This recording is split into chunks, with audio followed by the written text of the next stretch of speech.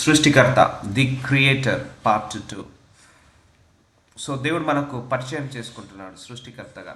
So ఎప్పుడైతే నేను ఈ దేవుణ్ణి తెలుసుకోవడం మొదలుపెట్టానో, నమ్మడం మొదలుపెట్టానో, అప్పుడు ఈ దేవుని గురించి గొప్పగా తెలుసుకోవడం మొదలుపెట్టాను. అంటే ఆయన ఎవరు, అసలు ఈ దేవుడు ఎవరు, ఆయన లక్షణాలు ఏంటిది, ఆయన గుణాలు ఏంటిది, ఆయన స్వభావం ఏంటిది, ఆయన ఎవరు, పూర్వపు ఏంటిది, ఆయన యొక్క పవర్ ఏంటిది, ఆయన యొక్క శక్తి ఏంటిది, ఇవన్నీ తెలుసుకోవడం మొదలుపెట్టాను. అందుకే ఈ దేవుడి గురించి చాలా గొప్పగా చాలా సందర్భాల్లో బోధించడం జరిగింది. క్షమించే దేవుడని, ప్రేమించే దేవుడని, ఆదుకునే దేవుడని, కృప చూపించే దేవుడని, ఇంకా అనేక రకాలుగా. అలాగే ఆయన సృష్టికర్త అని కూడా మనకు బయలుపరుచుకుంటున్నాడు. ఈ సర్వాన్ని సృష్టించింది ఏదైతే ఎగ్జిస్ట్ అయిందో ఈ వరల్డ్లో ఇప్పటి వరకు, అదంతా ఆయన ద్వారానే వచ్చింది. కానీ లోకము నమ్మట్లేదు, కానీ లోకం తెలుసుకోవట్లేదు. సో ఆయన ద్వారానే వచ్చింది. కానీ ఈ లోకమంతా సృష్టికర్తను వదిలేసి సృష్టిని పూజించడం మొదలు పెట్టారు. అది మహాపాపము. సో ఎప్పుడైనా కూడా, ఇప్పుడు మనకు మన పేరెంట్స్ ఉన్నారనుకోండి, లేకపోతే మన పిల్లలకు మనం ఒక ఐఫోన్ గిఫ్ట్ ఇచ్చాము. సో వాళ్ళు మనల్ని ఇష్టపడడం ఆపేసి ఆ ఐఫోన్ని ఇష్టపడుతున్నారు అనుకోండి, అది కరెక్టా తప్పు అది. సో మనం ఇచ్చిన ఆశీర్వాదము ఆ ఫోను. సో మనల్ని మర్చిపోయి ఆ ఫోనుని ఇష్టపడితే అది కరెక్ట్ కాదు. అలాగే మనం చూస్తున్న ఈ సూర్యుడు, ఈ చంద్రుడు, ఈ భూమి, చెట్లు, గుట్టలు, పుట్టలు అన్నీ కూడా దేవుడి ద్వారా వచ్చాయి. సో దేవుడిని పక్క పెట్టేసి ఈ సృష్టిని పూజించడం కరెక్ట్ కాదు. అదే దేవుడు వాక్యం ద్వారా మాట్లాడబోతున్నాడు. సో సృష్టికర్త, నిన్న మనం చూసాము ఆయన ఏమేమి సృష్టించాడు. గాలిని సృష్టించింది ఆయనే, వెలుగుని సృష్టించింది ఆయనే, చీకటిని సృష్టించింది ఆయనే, మధ్యాహ్నాన్ని సృష్టించింది, రాత్రిని సృష్టించింది, ఉదయాన్ని సృష్టించింది, రోజుని సృష్టించింది, చెట్లను, పుట్టలను సృష్టించింది, సెలేర్లను, సముద్రాలను, సముద్రంలో ఉన్న జలరాశులను, భూమి మీద పాకే జీవరాశులను అన్నిటిని కూడా, నడిచే జంతువులను, పాకే పురుగులను, ఎగిరే పక్షులను, ఈదే చేపలను అన్నిటిని కూడా సృష్టించింది ఆయన్నే. సో మన అందరికీ తెలియక మనము ఆగిపోయాము. అవంతా కూడా ఒక నోటి మాటతో సృష్టించాడండి. ఆయన సృష్టిలో మనం ఇప్పటివరకు 1% కూడా చూడలేదు. 1% కూడా చూడలేదు. ఒకసారి సముద్రం లోతులో మనం కొన్ని వీడియోస్ చూస్తే చూడండి, అక్కడ కొన్ని లక్షల రకాల చేపలు ఉంటాయి. ఆ చేపల కలర్లు కూడా మనము మిస్మరైజ్ అయిపోతాం, అంత బాగుంటాయి. జంతువులు కూడా కొన్ని లక్షల రకాల అడవి జంతువులు, పక్షులు కొన్ని లక్షల రకాల పక్షులు. సో మనిషి 800 కోట్ల మనిషి యొక్క రూపాలు. సో చూడండి, మనిషిని తయారు చేసిన విధానం కూడా చూడండి. మనుషులందరూ కూడా చూడడానికి అదే కళ్ళు, అదే ముక్కున్నా కూడా రూపం వేరేలాగా ఉంటుంది. ఇప్పుడు ఒక ఇంట్లో ఒక సిబ్లింగ్స్ ఉన్నా కూడా చూడడానికి కొంత సిమిలర్గా ఉన్నా, ఎక్కడో ఒక దగ్గర కొంచెం డిఫరెన్స్ లాగా కనపడతారు. ఈవెన్ కమల పిల్లలు కూడా వాళ్ళు కూడా చూడడానికి డిఫరెన్స్గా కనపడతారు. ఇప్పుడు 800 కోట్ల జనాభాను దేవుడు 800 మొఖాలను తయారు చేశాడండి. ఇప్పుడు అందులో కూడా ఇండియన్స్ చూస్తే ఒకలాగా ఉంటారు, అమెరికన్స్ చూస్తే ఒకేలాగా అనిపిస్తారు, చైనీస్ చూస్తే అందరూ ఒకేలాగా ఉంటారు, జపానీస్ ఒకేలాగా ఉంటారు, ఇటలీ వారు ఒకేలాగా ఉంటారు. చూడగానే మనం చెప్పేయచ్చు, S is from China, is from Japan, is from America, is from India అని మనము ఐడెంటిఫై చేయొచ్చు. కానీ ప్రతి ఒక్కరి ముఖంలో కూడా ఏదో ఒక డిఫెక్ట్, అంటే డిఫరెన్సియేషన్ చూపించాడా లేదా. ఇప్పుడు మన పిల్లలే మన పోలికను బట్టి ఉంటారు, బట్ ఎక్కడో ఒకరి దగ్గర కొంచెం డిఫరెన్స్ అయినా ఉంటుంది. సో మనం గమనించి చూస్తే 800 ముఖాలను దేవుడు తయారు చేశాడు. ఇప్పుడు స్వరాలను చూద్దాం. ఇప్పుడు నా వాయిస్ ఉన్నట్టు మీ వాయిస్ ఉండదు, మీ వాయిస్ ఉన్నట్టు నా వాయిస్ ఉండదు. 800 కోట్ల స్వరాలను ఆయన తయారు చేశాడు. ఎవరి గొంతు వాళ్ళదే, ఎవరి వాయిస్ వాళ్ళదే, ఎవరి మాట తీరు వాళ్ళదే. సో చూడండి, సృష్టికర్త అంటే మనం లోతుగా తెలుసుకోవడానికి నేను ఇవన్నీ చెప్తున్నాను. మైనర్ విషయాలు కూడా చెప్తున్నాను. సృష్టికర్త ఎలా సృష్టించాడు మనల్ని, జంతువులలో కూడా, పక్షులలో కూడా, ఎన్నో రకాలుగా జీవరాశులను. సో దీనికి కావాల్సింది జ్ఞానము, శక్తి. ఆయన శక్తి చేత, ఆయన జ్ఞానము చేత ఈ లోకాన్నంతా కూడా సృష్టించాడు మన సృష్టికర్త. ఇంత గొప్ప దేవుని మనం తెలుసుకున్నందుకు ధన్యత. ఎందుకంటే మనం ఒకసారి గమనించండి, ఇప్పుడు మన ఇంట్లోనే 5 ఉన్నారనుకోండి సిబ్లింగ్స్, చూడడానికి కొంచెము అందరూ సేమ్గా ఉన్నా కూడా ఎక్కడో ఒక్క దగ్గర చిన్న డిఫరెన్స్ బట్టి వీడు పెద్దోడు, వీడు చిన్నోడు అని మనం చెప్పవచ్చు. ఈవెన్ ట్విన్స్లో కూడా మనము ఐడెంటిఫై చేయొచ్చు. సో అలా దేవుడు కొంచెం డిఫరెన్స్ తోటి అందరినీ కూడా తయారు చేశాడు. ఆకాశంలో కోట్ల నక్షత్రాలు, వాటన్నిటికి కూడా పేరు పెడుతున్నాడట దేవుడు. పరలోకంలో కోట్లాది దేవదూతలు. సో వాటన్నిటిని తయారు చేసింది ఆయనే, వాటికి శక్తినిచ్చింది ఆయనే. సో ఆయన సృష్టి మహా అద్భుతం, మహా అద్భుతము. సో దేవదూతలు చూడండి, ఫ్రాక్షన్ ఆఫ్ సెకండ్స్లో వెళ్తుంటాయి వస్తుంటాయి. సో కంటికి కనపడని దేవదూతలు, కంటికి కనిపించే మనుషులు, సో ఎన్నో ఎన్నో ఎన్నో ఆయన సృష్టిలో మహా అద్భుతాలు. అందుకే you need to know more about your God. నువ్వు ఏ దేవుణ్ణి అయితే సేవిస్తున్నావో, ఏ దేవుణ్ణి అయితే నువ్వు ప్రేమిస్తున్నావో, ఏ దేవుణ్ణి అయితే పూజిస్తున్నావో, ఆ దేవుణ్ణి నువ్వు ఇంకా లోతుగా తెలుసుకోవాలి. అందుకే ఈరోజు సృష్టికర్తగా మనం ఆయనను తెలుసుకుంటున్నాము. ఆది కాండము 2వ అధ్యాయం 4వ వచనము, దేవుడైన యెహోవా భూమిని ఆకాశంను చేసిన దినమందు. చూసారా, దేవుడైన యెహోవా మనం నడుస్తున్న భూమిని చేసింది దేవుడే. ఆకాశము చేసిన దినమందు భూమి ఆకాశములను సృజించినప్పుడు వాటి వాటి ఉత్పత్తి క్రమం ఇదే. అది వరకు పొలమందలి ఏ పొదయు భూమి మీద నుండలేదు. సో అప్పుడు దేవుడు మొలపక ముందుకు ఏ పొలము లేదు, ఏ భూమి లేదు, పొదలి అందలి ఏ చెట్టు మొలవలేదు. సో ఎక్కడ కూడా పొలము లేదు, ఎక్కడ చెట్టు లేదు. ఏలైనగా దేవుడైన యెహోవా భూమి మీద వాన కురిపించలేదు. చూసారా, వానను కూడా సృష్టించేది దేవుడే, వానను కురిపించేది కూడా దేవుడే. నీళ్లను సేద్యపరచుటకు నరుడు లేడు. సో వ్యవసాయం చేయడానికి ఎవరు లేరు, పంటలు పండించడానికి ఎవరు లేరు ఒకప్పుడు. సో ఇక్కడ నుంచి ఫస్ట్ ఫార్మింగ్ అనేది స్టార్ట్ అయింది ఆదాము ద్వారా. అయితే ఆవిరి భూమి నుండి లేచి నేల అంతటిని తడిపాను. సో చూసారా, ఇప్పటికీ కూడా సముద్రాల మీద ఉన్న ఆవిరి వెళ్ళి మేఘాల రూపంలో అవి ఫామ్ అయ్యి మేఘాల నుంచి మనకు వర్షం పడుతుంది. సో అది ఆ స్ట్రాటజీ కూడా కనిపెట్టింది దేవుడే. సో ఆ పద్ధతి, ఆ విధానాన్ని కనిపెట్టింది కూడా దేవుడే. మనందరికీ తెలుసు వర్షాలు ఎలా కురుస్తాయని చిన్నప్పుడు మనం చదువుకున్నాము. సముద్రాల దగ్గర వేడిమి పడుతుంది, ఆ వేడిమి వల్ల ఆవిరి పైకి వెళ్తుంది, ఆ ఆవిరి మేఘాల రూపంలో ఫామ్ అవుతుంది, ఆ మేఘాలే ఒకప్పుడు మళ్ళీ కురిసి వర్షంలాగా పడుతుంది. సో ఈ ప్రాసెస్ని కూడా కనిపెట్టింది ఆయనే. దేవుడైన యెహోవా నీలమంటితో నరుణ్ణి నిర్మించి వాని నాసికారంధ్రంలో జీవాయువును ఊదగా నరుడు జీవాత్మ ఆయను. సో నీలమంటితోట నరుణ్ణి నిర్మించుకున్నాడట.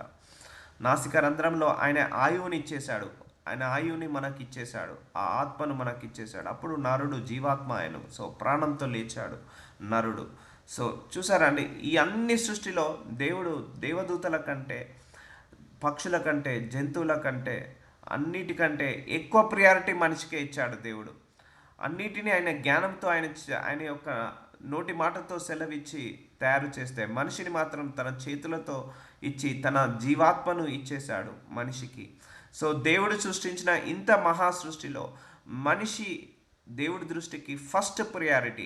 అందుకే మనము కూడా దేవుడికి ఫస్ట్ ప్రియారిటీ ఇవ్వాలి ఎప్పుడైనా కూడా. ఎందుకంటే ఆయన మనకు ఫస్ట్ ప్రియారిటీ ఇచ్చేశాడు. ఆయన భూలోకానికి, యేసయ్య భూలోకానికి వచ్చింది మనుషుల కోసం వచ్చాడా, పక్షులు జంతువులను కాపాడడానికి వచ్చాడా? మనుషులను రక్షించడానికి వచ్చాడు. వేరే ఏ జీవరాశులను, ఏ జలరాశులను రక్షించడానికి ఆయన భూలోకానికి రాలేదు. కేవలం మనిషిని రక్షించడానికి ఆయన భూలోకానికి, పరలోకం దిగి వచ్చాడు. కాబట్టి మనిషికి ఆయన ఫస్ట్ ప్రియారిటీ ఇస్తున్నాడు. దేవదూతల కంటే ఎక్కువ ప్రియారిటీ మనిషికే ఇస్తున్నాడు. జంతువుల కంటే ఎక్కువ ప్రియారిటీ, ఆయన సృష్టించిన చెట్లు పుట్టల కంటే, ఈ సృష్టి కంటే ఎక్కువ ప్రియారిటీ మనకే ఇస్తున్నాడు. ఒక సందర్భం కూడా వచ్చింది, తన కొడుకునే కాదనంత సమయం వచ్చింది, సందర్భం వచ్చింది. అంత ఫస్ట్ ప్రియారిటీ ఇస్తున్న దేవుడికి మనము లాస్ట్ ప్రియారిటీ ఇస్తున్నాము.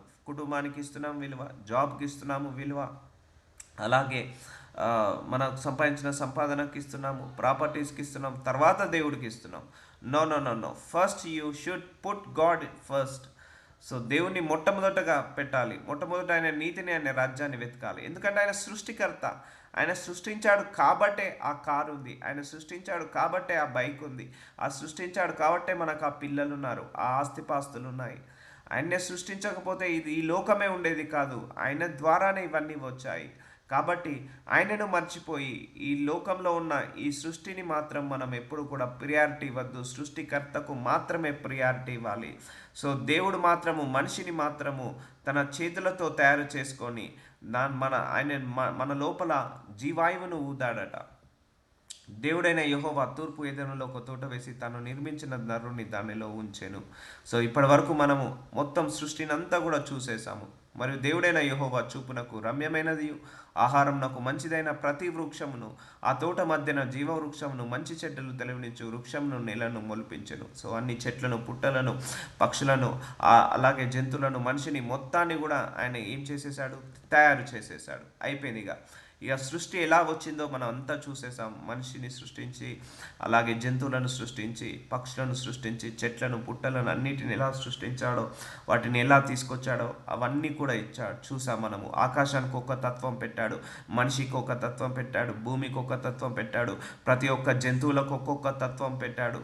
అలాగే ఆకాశంలో ఉన్న సూర్యుడికి ఒక తత్వము, చంద్రుడికి ఒక తత్వము, నక్షత్రాలకు ఒక తత్వము పెట్టాడు. సూర్యచంద్రుడు వెలుగునివ్వాలి, వాళ్ళు ఒకరు ఉదయం ఉదయించాలి, ఒకరు రాత్రి రావాలి. సో ఆయన అంటే మధ్య ఎండాకాలం అని, వర్షాకాలం అని, చలికాలం అని, ఇలా చాలా సృష్టిని పెట్టాడు. సో ఇవన్నీ కూడా ఆయన ద్వారానే వచ్చాయి. సో మనం చిన్నప్పటి నుంచి ఇవన్నీ వస్తున్నాయి పోతున్నాయి, కానీ ఎక్కడి నుంచి వస్తున్నాయి, ఎవరు పంపిస్తున్నారు, ఎలా పంపిస్తున్నారు అనేది తెలియదు. చాలామందికి కొన్ని వర్షాలు పడ్డాయి అనుకోండి, ఎక్కువ వరదలు వచ్చాయనుకో, ఇది సైతాన్ పనే అంటారు. సైతానికి అధికారం ఇవ్వలేదు దేవుడు. వర్షాలు కురిపించే అధికారము, ఎండలు కాచే అధికారము సైతానికి దేవుడు ఎప్పుడు కూడా ఈ సృష్టిని హ్యాండ్ ఓవర్కి ఇవ్వలేదు. ఇచ్చుంటేపటికి ఎప్పుడో నాశనం అయిపోయేది. సో ఈ దేవుడి దగ్గర నుంచే వర్షాలైనా, వరదలైనా, వడగళ్ళైనా, భూకంపాలైనా, లేకపోతే ఈ దేవుడి నుంచే వస్తున్నాయి ఆ యొక్క స్టామ్స్, థండర్స్, స్నో ఫాలింగ్స్, మంచు కురవడం. కొన్ని దేశాలలో మంచు కురుస్తుంటుంది, కొన్ని రాష్ట్రాలలో మంచు కురుస్తుంటుంది. ఇదంతా కూడా దేవుడే సృష్టించి పంపిస్తుంటా అంటాడు. చూద్దాము ఇప్పటి వరకు సృష్టి అంతా కూడా ఎలా సృష్టించాడో చూద్దాము. మన సృష్టికర్త కొలస్సీలకు రాసిన 1:15 ఆ సృష్టికర్తను నువ్వు సేవిస్తున్నావు, నేను సేవిస్తున్నావు, ధన్యత. ఇంతకు మించిన గొప్ప అదృష్టం నీకు ఈ భూలోకంలో ఇంకా ఏది దక్కదండి. మనం ఈ దేవుణ్ణి కలిగి ఉండడమే మహా అద్భుతం, మహా అదృష్టము. అండ్ గ్రేస్, గాడ్ గ్రేస్, మహాకృప అది ఈ దేవుణ్ణి కలిగి ఉండడమే. సో ఇంకా డిసప్పాయింట్ కాకు ఏ విషయంలో, ఇది లేదు, అది లేదు, అది రావాలి, ఇది రావాలి, వాళ్ళు లేరు, వీళ్ళు లేరు, ఇవన్నీ పక్కకు పెట్టేయండి. అల్టిమేట్గా దేవుడే నీ పక్కనాడు. ఇంత గొప్పగా సృష్టించిన సృష్టికర్తనే నిన్ను ప్రేమిస్తున్నాడు. ఇంత గొప్పగా సృష్టించిన సృష్టికర్తనే మనల్ని ఆదరిస్తున్నాడు. సో ఇంతకు మించిన గొప్పదనైతే మనకి ఇంకేం కావాలి? Don't get disappoint. ఇంకా ఏ విషయంలో మీరు డిసప్పాయింట్ కావాల్సిన అవసరమే లేదు. ఆయన అదృశ్య దేవుని స్వరూపి అయి సర్వ సృష్టికి ఆది సంభూతుడై ఉన్నాడు. కొలస్సీలకు రాసిన 1:15 చూడండి, అదృశ్య దేవుని స్వరూపి అయి సర్వ సృష్టికట ఆది సంభూతుడై ఉన్నాడు. ఆయన్నే మొదలు సర్వ సృష్టికి. ఈ భూమి పుట్టక ముందు నుంచి దేవుడు ఉన్నాడు. సో భూమితోటే దేవుడు రాలేదు. సో భూమి పుట్టక ముందు నుంచే, పునాదులు వేయకబడక ముందుకే దేవుడు ఉన్నాడు. సర్వ సృష్టికి ఆది సంభూతుడై ఉన్నాడు. సర్వ సృష్టి అంటే పరలోకము, భూలోకము, పాతాళ లోకము, అలాగే కంటికి కనపడే మనుషులు, కంటికి కనపడని దేవదూతలు, ఇవన్నీ కూడా దేవుడి ద్వారానే వచ్చాయి. ఆది సంభూతుడై ఉన్నాడు. ఆది సంభూతుడు అంటే మొట్టమొదటి వాడై ఉన్నాడు, స్టార్టింగ్ నుంచి ఉన్నాడు. సో ఏలైనగా ఆకాశమందన్నవయు భూమి మందున్నవయ్యు. సో ఆకాశంలో ఏమున్నాయి? నక్షత్రాలు, గ్రహాలు, సూర్యుడు, చంద్రుడు, ఇవన్నీ. భూమి అందు ఏమున్నాయి? మనుషులు, జంతువులు, జీవులు, జీవరాశులు, సెలేర్లు, కొండలు, చెట్లు, పుట్టలు, సముద్రాలు, ఇవన్నీ కూడా భూమి మీద ఉన్నాయి.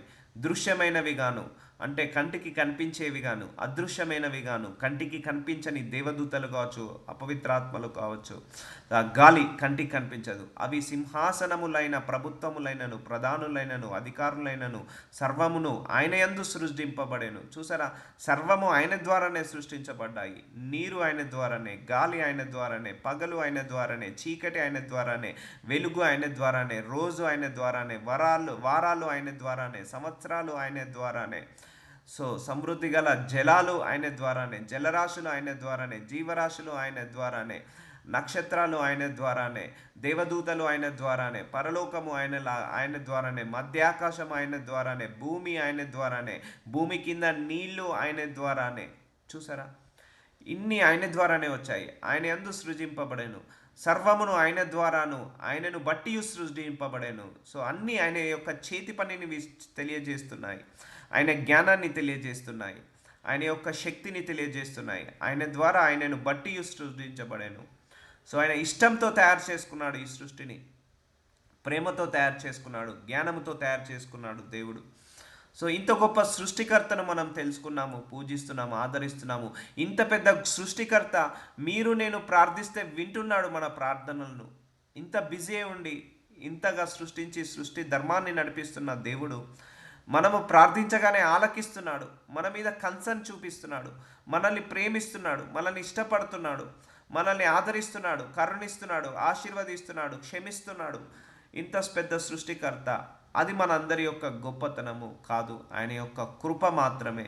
ఆ కృపకు మనం ఎప్పుడు కూడా దాసోహము కావాలి. ఆయన కృపకు ఎప్పుడు కూడా మనము కృతజ్ఞతాస్తుతులను, వందనాలు చెల్లించుకోవాలి. కాబట్టి డోంట్ రిగ్రెట్ ఫర్ ఎనీథింగ్. ఎందుకంటే నేను మీకు కొత్త దేవుణ్ణి పరిచయం చేస్తున్నాను నూతన సృష్టికర్త ద్వారా. దేవుడు మనందరికీ కూడా బయలుపరచబోతున్నాడు ఆయన గొప్పతనం ఏంటిది. అందుకే నీ ఇమాజినేషన్ మించి దేవుణ్ణి చూడాలి. నీ యొక్క సామర్థ్యాన్ని బట్టి, నీ నాలెడ్జ్ని బట్టి నువ్వు ఎప్పుడు కూడా దేవుణ్ణి కుదించద్దు. ఇప్పుడు చూడండి, ఇంత గొప్ప సృష్టికర్తను పరిచయం చేసుకుంటున్నాడు. సో నేను ఇంత పెద్దవాణ్ణి, ఇంత గొప్పవాణ్ణి, నా ద్వారానే సమస్తం వచ్చాయి. మనం వాడే బైక్ ఆయన ద్వారానే. టెక్నాలజీ, ఇప్పుడు చాలామంది టెక్నాలజీ వచ్చింది కదా, ఇక దేవుడితోటే పని. టెక్నాలజీ అన్ని పనులు చేసుకోపోతున్నాయి, ఆపరేషన్స్ చేస్తున్నాయి.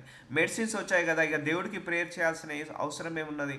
ఆ మెడిసిన్ తినేస్తే అయిపోతుంది, ఆ క్యాన్సర్ పోతుంది, ఆ బీపీ, షుగర్, థైరాయిడ్, కొలెస్ట్రాల్ వెళ్ళిపోతాయి. ఇక దేవుడితోటి ఏం పని. టెక్నాలజీ వచ్చేసింది, రాకెట్ కనుక్కొని బయటకు వెళ్తున్నాం. టెక్నాలజీ వచ్చేసింది కదా, ఆ ఫ్లైట్స్లో వెళ్తున్నాం, కార్లో వెళ్తున్నాం. టెక్నాలజీ వచ్చేసింది, బాడీలో ఎక్స్రే స్కానింగ్, సిటీ స్కానింగ్ ద్వారా అన్ని ఏమేమి రోగాలు ఉన్నాయో కనపడుతున్నాయి. ఆ రోగాలు నయం చేయడానికి డాక్టర్స్ ఉన్నారు. ఇక దేవుడితోటే పని. టెక్నాలజీ వచ్చేసింది, ఫేస్బుక్, లింక్డ్ఇన్, రోబోస్ వచ్చాయి. ఇక దేవుడితోటి ఏం పని అని అనుకుంటున్నారు. గుర్తుపెట్టుకోవాల్సిన విషయం ఏముంది, ఈ టెక్నాలజీ కూడా కనిపెట్టించింది దేవుడే. అది మనిషికి జ్ఞానం ఇచ్చాడు. సో ఆకాశం చూద్దాం ఒకసారి. ఆకాశాన్ని దేవుడు మనిషికి జ్ఞానం ఇచ్చాడు. నువ్వు రాకెట్ వేసుకొని రా, నా సృష్టి ఏంటిదో చూపిస్తానని. అక్కడికి వెళ్ళిన సైంటిస్టులు అందరూ ఆశ్చర్యపోయారు. ఆకాశంలో సూర్యుడిని చూసి, చంద్రుడిని చూసి, నక్షత్రాలను చూసి, ఆకాశంలో ఉన్న గ్రహాలను చూసి సైంటిస్టులు అందరూ సర్ప్రైజ్ అయ్యారు. కొంతమంది అది ఏంటిది ఆక్సిజన్ పైప్స్ పెట్టుకొని నీళ్ళకు, సముద్రాలకు వెళ్ళినప్పుడు సముద్రంలో ఒక కొత్త ప్రపంచాన్ని చూశారు. సముద్రంలో కూడా చెట్లు, జీవరాశులు, ఆ మల్టీ కలర్స్ ఫిషెస్ అవన్నీ చూసి కూడా మైమర్చిపోయారు అక్కడికి వెళ్ళిన వాళ్ళు. సో దేవుడి సృష్టి మహా అద్భుతం అండి. సో ఈ టెక్నాలజీ, ఈ పడవ వేసుకొని వెళ్ళడం, రాకెట్ వేసుకొని వెళ్ళడం, లేకపోతే ఫ్లైట్లో వెళ్ళడం, ఈ టెక్నాలజీ కనిపెట్టింది దేవుడే. దేవుడి ద్వారానే వచ్చేది. అదంతా కూడా మనిషి కంఫర్ట్ కోసం, మనిషి యొక్క ఉపయోగం కోసం. ఇప్పుడు మనం వాడే ప్రతి ఐటెం కూడా, ఈవెన్ ఫ్లైట్లో వెళ్తున్నాము, అది దేవుడే. జాన్ రైట్స్ అనే బ్రదర్స్కి ఆయన ఏం చేశాడు, జ్ఞానం ఇచ్చాడు. వాళ్ళు కూడా ఒప్పుకున్నారు, మేము దేవుడికి ప్రేయర్ చేశాము, అందుకే ఈ ఫ్లైట్ కనుక్కోవడానికి జ్ఞానం ఇచ్చాడు. ఫ్లైట్ ఎలా కనిపెట్టారు తెలుసా అండి? సో పక్షిరాజు వలె ఎగురుతారు, యెహోవా యందు నమ్మిక ఉంచేవారు పక్షిరాజు వలె ఎగురుతారు అని ఒక వర్స్ ఉంటుంది బైబిల్లో. ఆ వర్స్ పట్టుకొని ఆ జాన్ రైట్స్ బ్రదరు, ఓకే పక్షిరాజు వలె మనం కూడా ఎగరచ్చా అని వాళ్ళ వర్స్ని పట్టుకొని దేవుడిని ప్రార్థించినప్పుడు వాళ్ళు ఫ్లైట్ కనిపెట్టడానికి దేవుడు వాళ్ళకు జ్ఞానం ఇచ్చాడు. సో అర్థమవుతుందండి ఫ్లైట్ ఎలా కనిపెట్టబడిందంటే ఆ బైబిల్లో ఉన్న ఆ వర్స్ని చూసి వాళ్ళు ఫ్లైట్ని కనిపెట్టారు.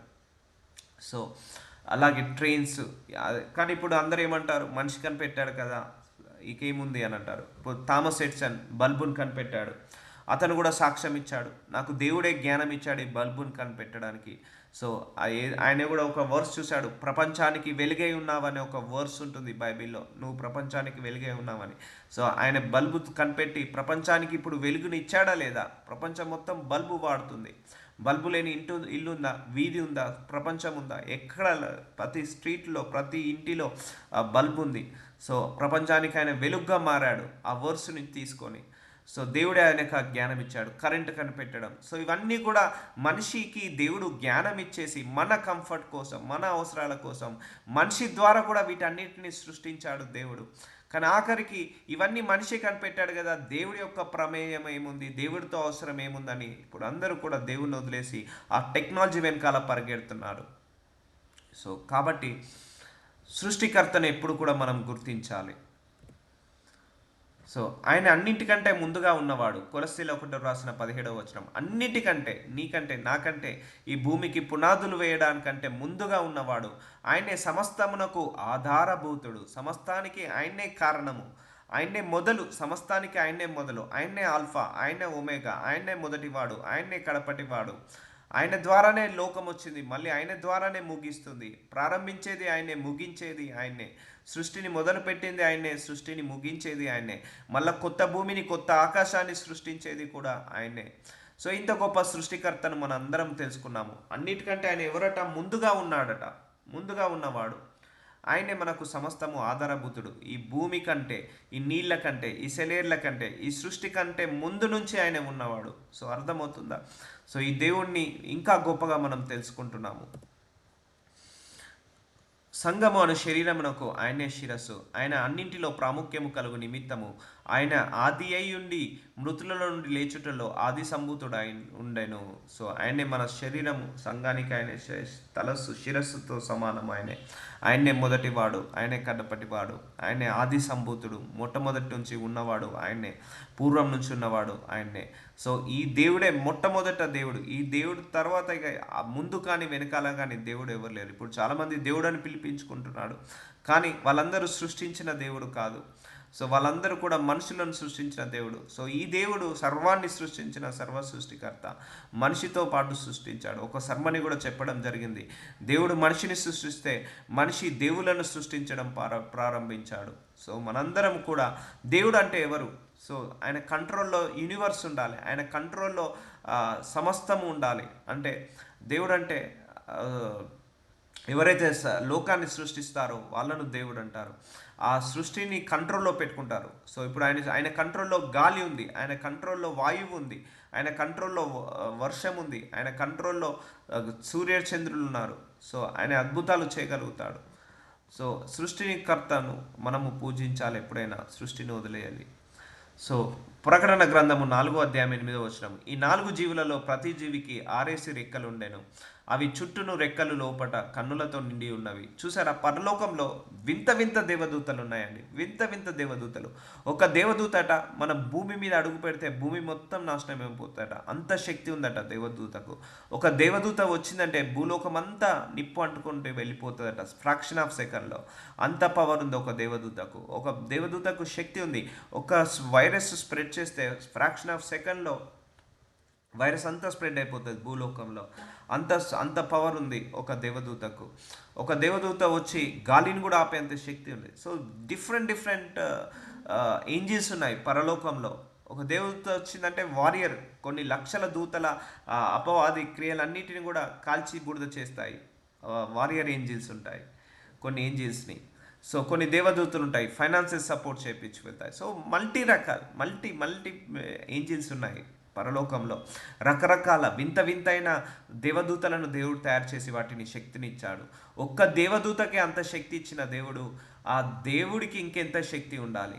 ఒక దేవదూత వచ్చి భూలోకాన్ని నాశనం చేసే అంత శక్తి దేవుడు ఒక దేవదూతకి ఇచ్చి ఉంటే, అలాగే ఆ శక్తినిచ్చిన దేవుడికి ఇంకెంత శక్తి ఉండాలి, ఎంత జ్ఞానం ఉండాలి, ఎంత గ్లోరీ ఉండాలి. అండ్ ప్రతి జీవులలో రెక్కలు 6 రెక్కలు ఉండేనట. సో 4 జీవులు ఉన్నాయట పరలోకంలో. ప్రతి జీవికి 6 రెక్కలు ఉన్నాయట. అవి చుట్టూన రెక్కల లోపటను కన్నులతో నిండు. ఆ రెక్కలకు ఏమున్నాయట? కన్నులు ఉన్నాయట. అవి భూత వర్తమాన భవిష్యత్తులలో ఉండు సర్వాధికారియగు దేవుడునగు ప్రభువు పరిశుద్ధుడని మానక రాత్రింబగలు చెప్పుచుండును. సో భూత వర్తమాన భవిష్యత్ అంటే పాస్ట్, ప్రజెంట్, ఫ్యూచర్, ఈ 3 కాలాల్లో కూడా సర్వాధికారి దేవుడికే ఉంది. సో ప్రభువు పరిశుద్ధుడని కొన్ని దేవదూతలను ఆయనను స్తుతించడానికే తయారు చేసుకున్నాడండి. కొన్ని దేవదూతలను ఆయన ప్రార్థించడానికి, ఆయనకు స్తుతించడానికి, ఆ స్తుతి ద్వారా ఆయన మహిమ పొందుకోవడానికి ప్రార్థించుకున్నాడు. సో రాత్రింబగళ్ళు మానక చెప్పుచున్నాయట. సో అందుకే నేను ప్రేయర్ మీటింగ్ స్టార్ట్ చేసేటప్పుడు నేను కంపల్సరీ స్తుతిస్తా. మీరు గ్రహించారో లేదో? ఎందుకు ఒక 5 నిమిషాల ముందు ఆ స్తుతించడం ద్వారా ఆయనకు మహిమ పెరుగుతుంది. సో ఇక్కడ దేవదూతలను కూడా దేవుడు తన మహిమ కోసము దేవదూతలను సృష్టించి స్తుతించడం మొదలు పెడుతున్నాయి అవన్నీ కూడా. సో చూడండి, ఇది ఒక శాంపిల్ మాత్రమే ఈ ఏంజిల్స్. ఇంకా రకరకాల ఏంజిల్స్, వింతైన ఏంజిల్స్.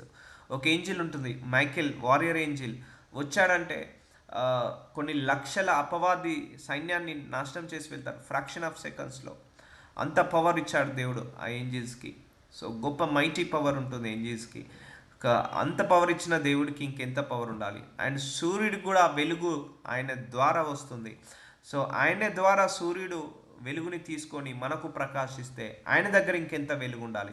మనము ఇన్ని లక్షల కోట్ల దూరం నుంచి సూర్యుడిని చూస్తేనే మనం చూడలేకపోతున్నాం, ఫేస్ టు ఫేస్గా చూడలేకపోతున్నాము. సూర్యుడిని తలెత్తి ఒక 5 నిమిషాలైనా చూడగలుగుతామండి? చూడలేము. ఆ వెలుగు కొన్ని లక్షల కోట్ల దూరం నుంచి ఉన్న వెలుగే మనం ఇక్కడ తట్టుకోలేకపోతున్నాము. ఆ వెలుగు వచ్చేది మన దేవుడి యొక్క ముఖ కాంతి నుంచి. సూర్యుడు వెలుగుని తీసుకొని ఆ వెలుగుని మనకు ప్రకాశిస్తున్నాడట. సూర్యుడి దగ్గర అంత వెలుగుంటే ఇక ఈ దేవుడి దగ్గర ఇంకెంత వెలుగు ఉండాలి. ఆ వెలుగును చూసి మనం తట్టుకోగలమా? తట్టుకోలేము. సో ఆ సింహాసనమందు ఆసీనుడై ఉండి, సో ఈ దేవుడు సింహాసనం మీద ఆసీనుడై ఉండి యుగ యుగములు జీవించుచున్న వానికి మహిమ ఘనత కృతజ్ఞత స్థుతులు కలుగును గాకని ఆ జీవులు కీర్తించుచుండగా పొగుడుతున్నాయట. మహిమ ఘనత కృతజ్ఞత స్థుతులు కలుగుతుగాక అని పొగుడుతున్నాయట. ఆ జీవులు యుగ యుగములు జీవించడం. చూసారా, ఈ దేవుడు యుగ యుగములు, there is no expiry date. So ఆయన మొట్టట నుంచి ఉన్నవాడు, ఇక ఉండువాడు. ఆయనకు ఇక అంతం అనేది ఉండదు దేవుడికి. సో దేవుడికి మరణం అనేది ఉండదు. మరణించాలంటే వాళ్ళు దేవుడి కిందికి లెక్క రారు. ఆ 24 పెద్దలు సింహాసనమందు ఆసీనుడై ఉండు వాటిని ఎదుట సాగిలపడి యుగ యుగములు జీవించిన వానికి నమస్కారము చేయొచ్చు. సో ఇది ఎందుకు ఈ వాక్యం తీశానంటే, యుగ యుగములు, సో ఆయన సృష్టికర్త యుగ యుగములు ఉంటాడు. ఇక ఈ యుగమనే కాదు, ఇంకా 1,00,00,000 యుగములైనా కూడా ఆయనే ఉంటాడు. జీవించుచున్న వానికి నమస్కారము చేయొచ్చు. సో అందరూ సాగిల పడుతున్నారట. 24 మంది పెద్దలు, దేవదూతలు, పరలోకంలో 1,00,00,000 సైన్యము, దేవదూతల సైన్యము ఈ సృష్టికర్తకు ఏమవుతున్నారు? భో అవుతున్నారు. అంటే మోకరించి సాగిలపడి నమస్కారం చేస్తున్నారు. That is the your God power of your God. అది మన దేవుడి యొక్క గొప్పతనం గురించి నేను ఈ వాక్యాన్ని తీశాను. ఎంత గొప్పతనం చూడండి. పరలోకంలో అందరూ కూడా యుగ యుగంలో ఈ దేవుడు జీవించునుగా కానీ కీర్తిస్తున్నారట, నమస్కారం చేస్తున్నారట, ఈ సృష్టికర్తను పొగుడుతున్నారట. 1,00,00,000 దేవదూతలు ఆయనను పొగుడుతున్నాయట. 1,00,00,000 దేవదూతలు ఆయనకు ప్రియారిటీ ఇస్తున్నారట. అందుకే పరలోకమందు నీ చిత్తము నెరవేరునట్టుగా భూలోకమందును నెరవేరునుగా కానన్నదే అందుకు. ఎందుకంటే పరలోకంలో 1,00,00,000 దేవదూతలు ఆయనను ఆరాధిస్తుంటా ఉంటాయి, స్తుతిస్తుంటా ఉంటాయి, ప్రేయర్ చేస్తుంటా ఉంటాయి. అక్కడ ఎలాంటిది ఉండదు, చెడు కానీ కీడు కానీ. అలాగే భూలోకంలో కూడా మనిషిని తయారు చేయడానికి కారణము మన ద్వారా ఆయనే స్తుతిని, ఆరాధన పొందుకోవడానికి మనందరినీ కూడా తయారు చేశాడు. So we should not forget that. మనం ఎప్పుడు కూడా మర్చిపోవద్దు. సో నీ సృష్టికర్తను పొగడడం, నీ సృష్టికర్తను ఆరాధించడం, నీ సృష్టికర్తను స్తుతించడం అది నీకే ఆశీర్వాదం. వానికి నమస్కారము చేయొచ్చు. ప్రభువా మా దేవా, నీవు సమస్తమును సృష్టించితివి. చూడండి, నీవు సమస్తమును ఏం చేసావట? సృష్టించావట. నీ చిత్తమును బట్టి అవి ఉండెను. చూసారా, ఆ సూర్యుడు అక్కడ ఉండాలి, అది ఆయన చిత్తము. చంద్రుడు అక్కడ ఉండాలి, అది ఆయన చిత్తము. సూర్యుడు ఉదయించాలి, అది ఆయన చిత్తము. సూర్యుడు అస్తమించే టైంకి చంద్రుడు రావాలి, అది ఆయన చిత్తము. భూలోకంలో నరులు నడవాలి. సో అదే చంద్రలోకంలో ఎందుకు మనుషులను సృష్టించలేదు? భూలోకంలోనే ఎందుకు సృష్టించాడు? భూమికి ఓ తత్వాన్ని ఇచ్చాడు, దానికి ఆకర్షణ గుణాన్ని ఇచ్చాడు, నడవగలిగే శక్తిని ఇచ్చాడు, భూమి మీద పంటలను మొలిపించే శక్తిని ఇచ్చాడు. సో ఇవన్నీ కూడా ఇచ్చాడు. అంటే ఇవన్నీ ఆయన చిత్తాన్ని బట్టి ఉన్నాడు. సో ఈరోజు నువ్వు నేను కూడా ఆయన చిత్తాన్ని బట్టే నడుచుకోవాలి. నీవు సమస్తమును సృష్టించితివి. ఇవన్నీ ఎవరంటున్నారు? పరలోకంలో దేవదూతలు అంటున్నారు, మనుషులు అంటున్నారు. సో 25 నలుగురు పెద్దలు. సో 25 నలుగురు అంటే 24 పెద్దలు సింహాసనమందు ఆసీనులై ఉన్న వాటిని సాగిలపడి అక్కడ 24 మంది పెద్దలు ఉన్నారట. సింహాసనమందు కూర్చున్న వాడిని నమస్కారం చేస్తున్నారట. ఏమని పొగుడుతున్నారో చూడండి. నీవు సమస్తంని సృష్టించితివి అంటే సృష్టికర్తగా ఆయనను గుర్తు చేస్తున్నారు. నీ చిత్తమును బట్టి అవి ఉండేను, దానిని బట్టియే సృష్టింపబడేను గనక నీవే మహిమ ఘనత ప్రభావములు పొందనర్హుడవని చెప్పుచు. చూసారా, మహిమ ఘనత ప్రభావము ఎవరు పొంద అర్హుడు? ఈ దేవుడు అర్హుడు.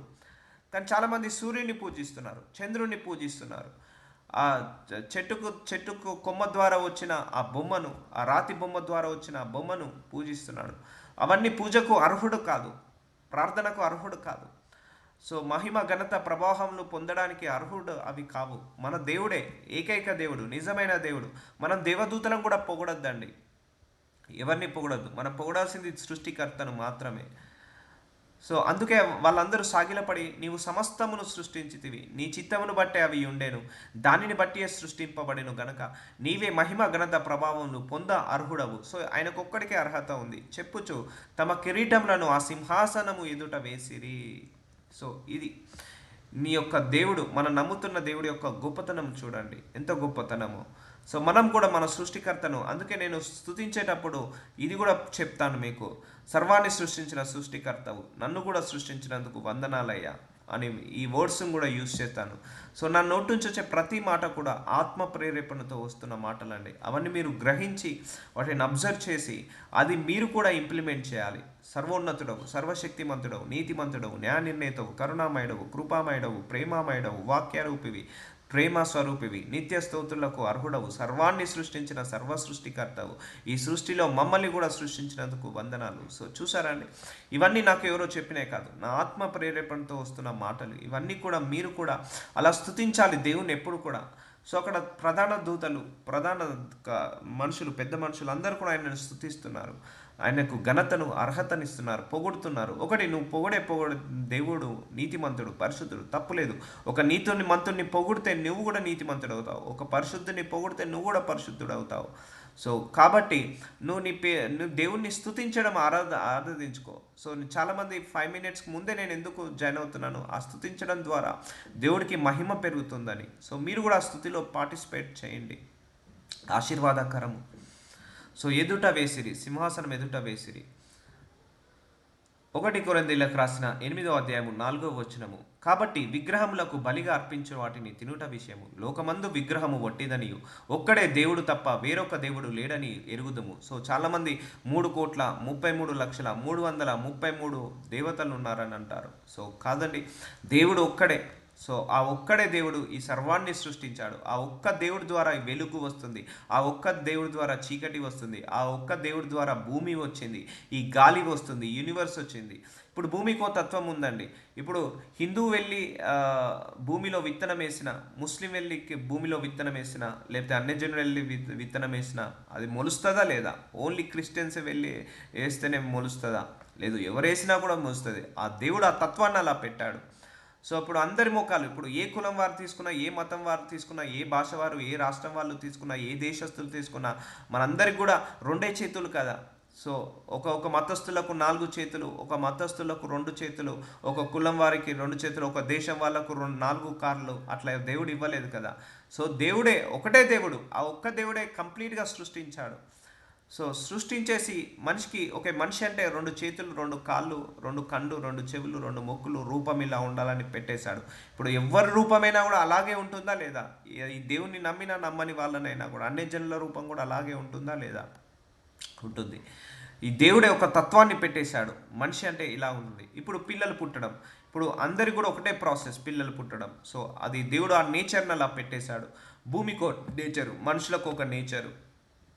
అలాగే ఇప్పుడు వర్షము ఓన్లీ ఈ దేవుణ్ణి నమ్ముకున్న వాళ్ళ మీద పడుతుందా? వేరే వాళ్ళ అన్ని జనులకు కూడా పడుతుంది కదా.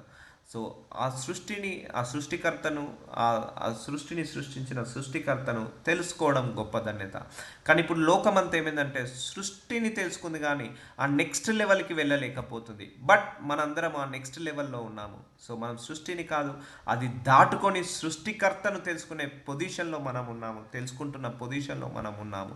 సో చాలామంది సృష్టి దగ్గరనే ఆగిపోయారు. ఆ నెక్స్ట్ స్టెప్కి రావడానికే చాలామందికి ఇబ్బంది అవుతుంది. ఏమడ్డొస్తుంది? లోకమందు విగ్రహము వట్టిదని. సో ఇవి అడ్డొస్తున్నాయి సృష్టికర్తను తెలుసుకోవడానికి. ఒక్కడే దేవుడు తప్ప వేరొకడు దేవుడు లేడని ఎరుగుదుము. సో దేవుడు ఒక్కడే, నలుగురు లేరు, 100 మంది, 1000 మంది లేరు. ఈ దేవుడు సూపర్ న్యాచురల్ పవర్తో ఆపరేట్ చేస్తున్నాడండి. ఈ గాడ్ దగ్గర ఏముంది? సూపర్ న్యాచురల్ పవర్ ఉంది. సూపర్ న్యాచురల్ పవర్తో ఈ సృష్టిని అంతా ఆపరేట్ చేస్తున్నాడు. దేవతలు అనబడిన వారును, ప్రభులు అనబడే వారును అనేకులు ఉన్నారు. అనబడిన వాళ్ళు ఉన్నారు, కానీ వాళ్ళు నిజమైన దేవతల, నిజమైన దేవుళ్ళ, నిజమైన ప్రజలు ఉన్నారా? సో దేవుళ్ళని ఎవరంటారు? ఎవరైతే ఈ సర్వాన్ని సృష్టించారో వాళ్ళనే దేవుడు అంటారు. ఆ దేవుడు ఒక్కడే, 10 మంది లేరు, 100 మంది లేరు. ఒక్కొక్క సృష్టిని సృష్టించలేదండి. సో అమెరికాను ఒక దేవుడు సృష్టించలేదు, ఆస్ట్రేలియాను ఒక దేవుడు సృష్టించలేదు, ఇండియాను ఒక దేవుడిని సృష్టించలేదు. ఈ ప్రపంచానంతా సృష్టించిన దేవుడు ఒక్కడే ఒక సృష్టికర్త. ఆ దేవుణ్ణి మనము పూజిస్తున్నాము, ఆ దేవుణ్ణి మనము తెలుసుకున్నాము. ఆకాశం అందైనను, భూమి అందైనను, దేవతలనబడి ఉన్నను, మనకు ఒక్కడే దేవుడు ఉన్నాడు. సో చాలామంది ఉన్నారు లోకంలో, అనేక మంది దేవుళ్ళు ఎగ్జిస్ట్ అయి ఉన్నారు, కానీ మనకు మాత్రం ఒక్కడే దేవుడు ఉన్నాడు. ఆయనే తండ్రి. సో మనందరికీ ఆయన ఫాదరు. ఆయన నుండి సమస్తమును కలిగెను. చూసారా, మనము కరెక్ట్ పర్సన్ని పూజిస్తున్నాం, కరెక్ట్ దేవుణ్ణి పూజిస్తున్నాం. చాలామంది రాంగ్ గాడ్స్ని పూజిస్తున్నారు. సో గురిగమ్యం లేని, లేకపోతే పుట్టుపూర్వోత్తరాలు లేని ఒక దేవుణ్ణి పూజిస్తే మనందరం కూడా రైట్ గాడ్ని ఐడెంటిఫై చేసుకున్నాము. అది దేవుడి యొక్క మహాకృప. ఆయన తండ్రి, ఆయన యందు సమస్తమును కలిగాను, సమస్తం ఆయన ద్వారానే వచ్చాయి, ఆయన నిమిత్తం మనం ఉన్నాము. చూసారా, ఆయన కోసము, ఆయన వల్ల, ఆయన ద్వారా మనందరినీ కూడా తయారు చేసుకున్నాడు. మరియు మనకు ప్రభువు ఒక్కడే, ఆయన యేసుక్రీస్తు, ఆయన ద్వారా సమస్తమును కలిగాను, మనము ఆయన ద్వారా కలిగిన వారము. చూసారా, మనందరం కూడా ఆయన ద్వారా కలిగిన వారమే. ఇంత గొప్ప ధన్యత. So we are identified right God. సృష్టికర్తను మనం ఐడెంటిఫై చేసుకున్నాము, సృష్టిని కాదు. సో సృష్టిని పూజించొద్దు, సృష్టికర్తను పూజించాలని దేవుడు వాక్యం ద్వారా చెప్తున్నాడు. Let's see. నజరుడైన యేసయ్య, ఇదిగో తండ్రి, వాక్యం ద్వారా మీ గురించి మాకు గొప్పగా బయలుపరుస్తున్నందుకు వందనాలు. Yes, I'm the creator of this world, I'm the creator of the heaven and earth, I'm creator of the universe అని మాకు బోధించారు, మాకు బయలుపరుచుకున్నందుకు వందనాలు.